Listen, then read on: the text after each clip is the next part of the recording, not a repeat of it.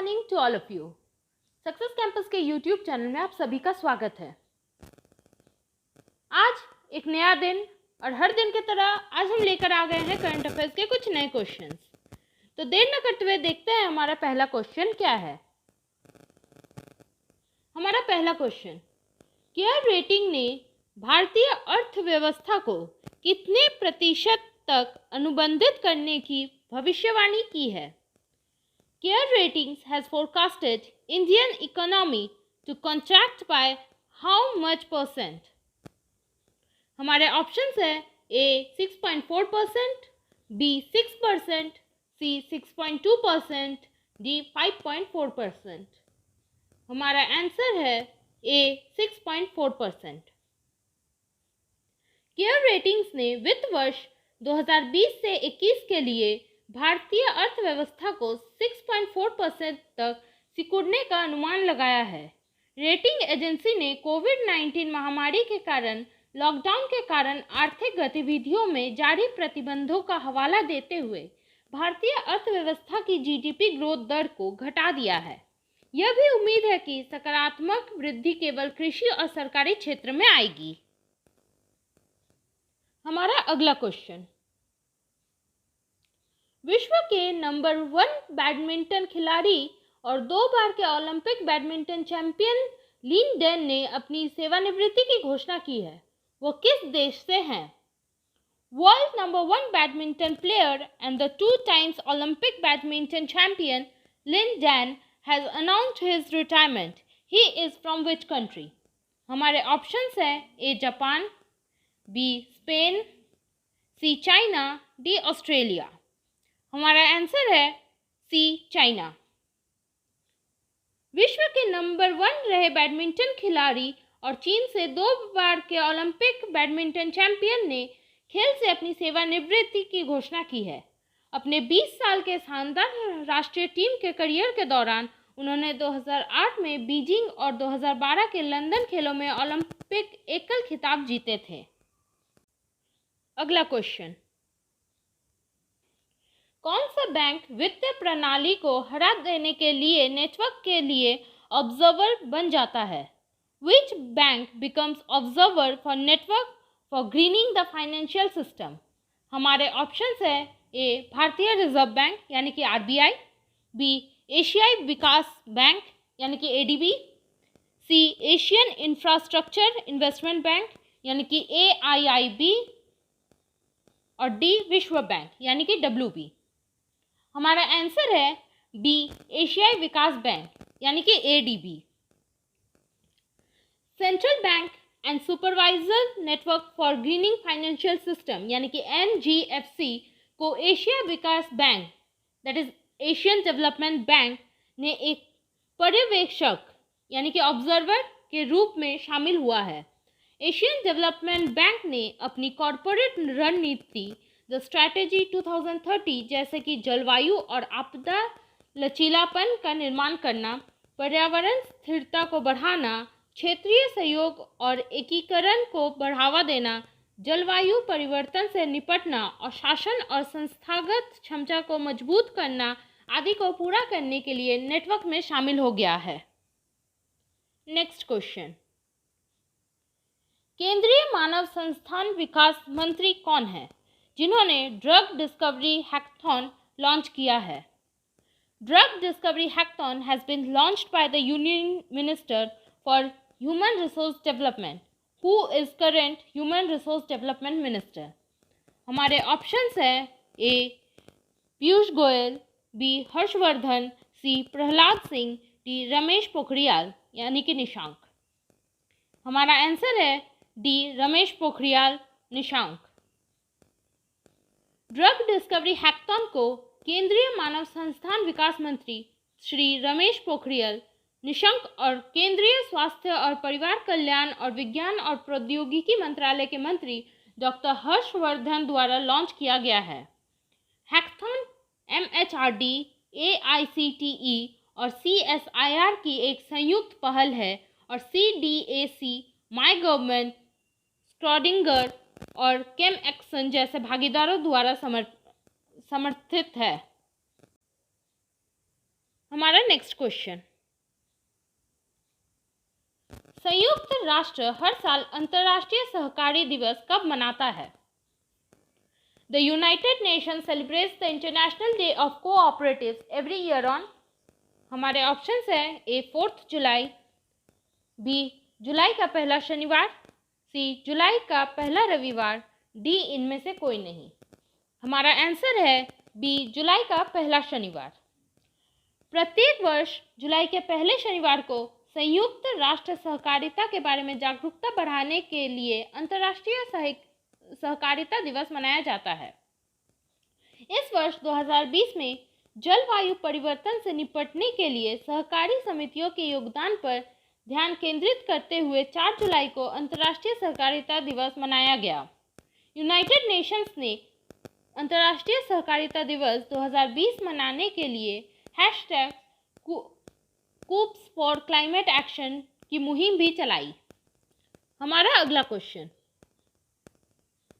भारतीय राष्ट्रीय राजमार्ग प्राधिकरण NHAI के अध्यक्ष के कार्यकाल को भारत सरकार NHAI के वर्तमान अध्यक्ष ने मंजूरी दे दी है।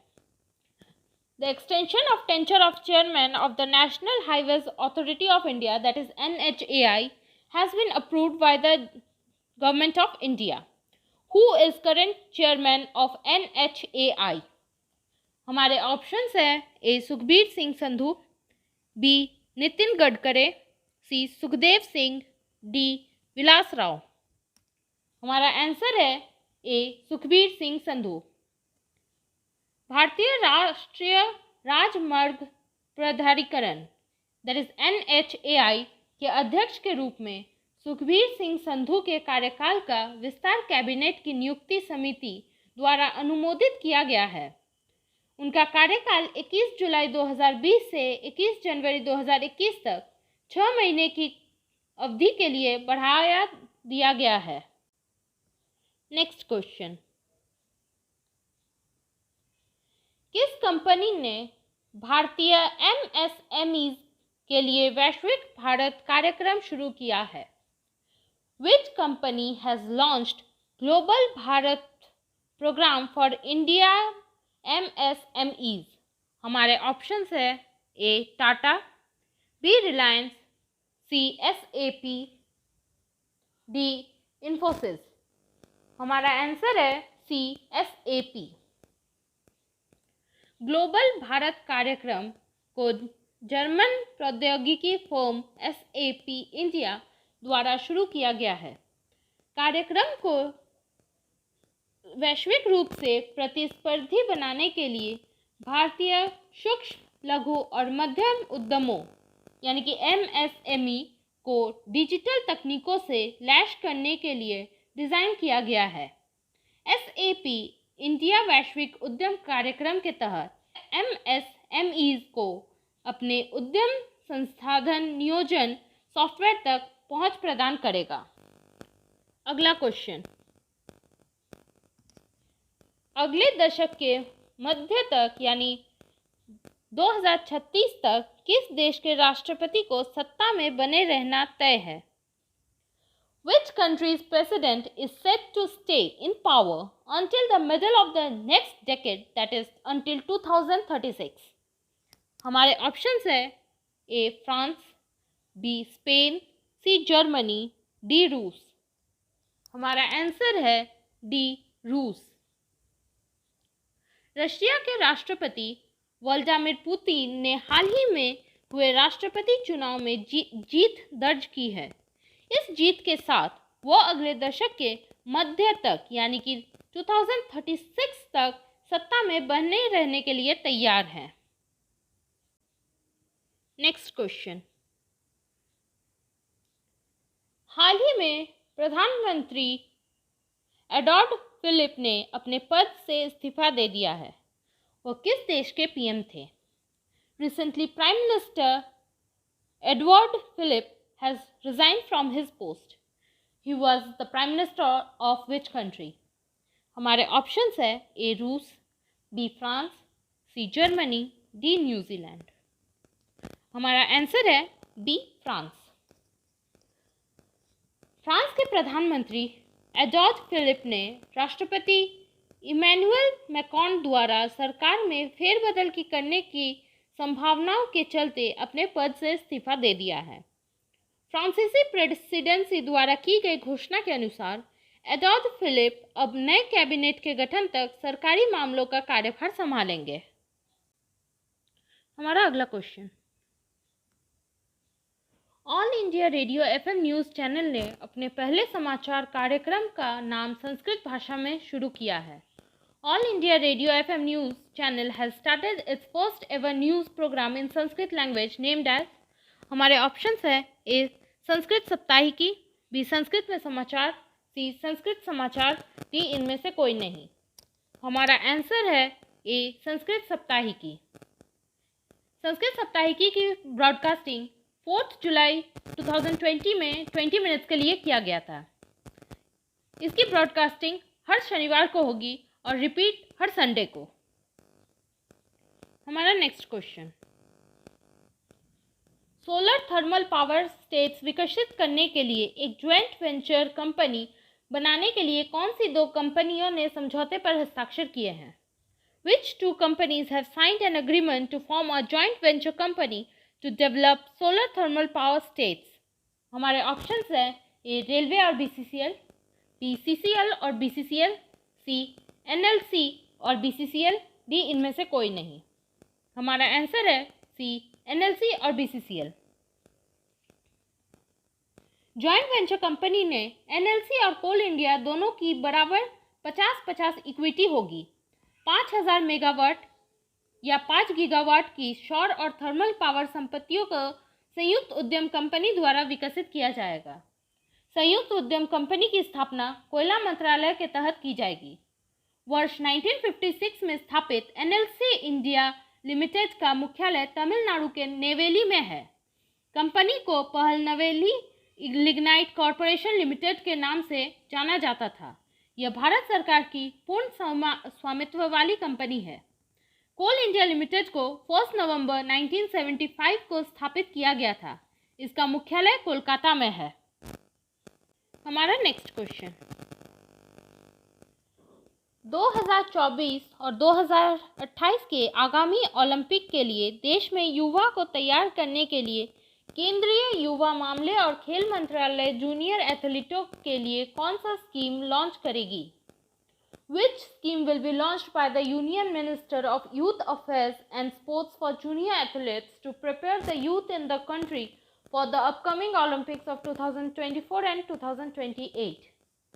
हमारे ऑप्शंस है A target Olympic scheme, B target Olympic podium scheme, C Olympic scheme, D Olympic जीतो स्कीम। हमारा आंसर है B target Olympic podium scheme. Target Olympic podium scheme यानी कि टॉप्स, इस योजना का उद्देश्य यह सुनिश्चित करना है कि भारत 2028 के ओलंपिक में शीर्ष 10 पदक विजेता देशों की सूची में शामिल हो। बढ़ते हैं हमारे लास्ट क्वेश्चन की तरफ। पीवी सिंधु और सुनील छेत्री की उपस्थिति में केंद्रीय मानव संसाधन विकास मंत्री तथा केंद्रीय खेल व युवा मामले के मंत्री किरेन रिजिजू द्वारा कौन सा कार्यक्रम लॉन्च किया गया है? Which program has been launched by Union Human Resource Development Minister and Union Sports and Youth Affairs Minister Kiren Rijiju in the presence of PV Sindhu and Sunil Chhetri? हमारे ऑप्शंस है ए fit India, B fit तो hit India, सी fit है तो hit है India, D इनमें से कोई नहीं। हमारा आंसर है सी फिट है तो हिट है इंडिया। इस कार्यक्रम का उद्देश्य स्कूली बच्चों को इस महामारी के दौरान फिट रहने के लिए प्रेरित करना है। इसके लिए फिट इंडिया टॉक्स नाम के टॉक सेशन का आयोजन किया जाएगा। 14 जुलाई तक 6 सत्र का आयोजन किया जाएगा। अग्रणी खेल हस्तियां इन टॉक सेशन में भाग लेंगी, जो अपने जीवन के संघर्षों के अनुभवों को साझा करेंगे और फिटनेस टिप्स भी साझा करेंगे। पहले सत्र में पीवी सिंधु, जो ओलंपिक में सिल्वर मेडल विनर है और सुनील छेत्री जो भारतीय राष्ट्रीय फुटबॉल टीम के सर्वाधिक गोल करने वाले खिलाड़ी हैं वो भी भाग लेंगे। तो आज के लिए बस इतना ही। कल फिर मिलते हैं कुछ नए करंट अफेयर्स के साथ। आपको करंट अफेयर्स के PDF फाइल हमारे वेबसाइट और टेलीग्राम चैनल पे मिल जाएंगे, जिसके लिंक नीचे डिस्क्रिप्शन में दिए गए हैं।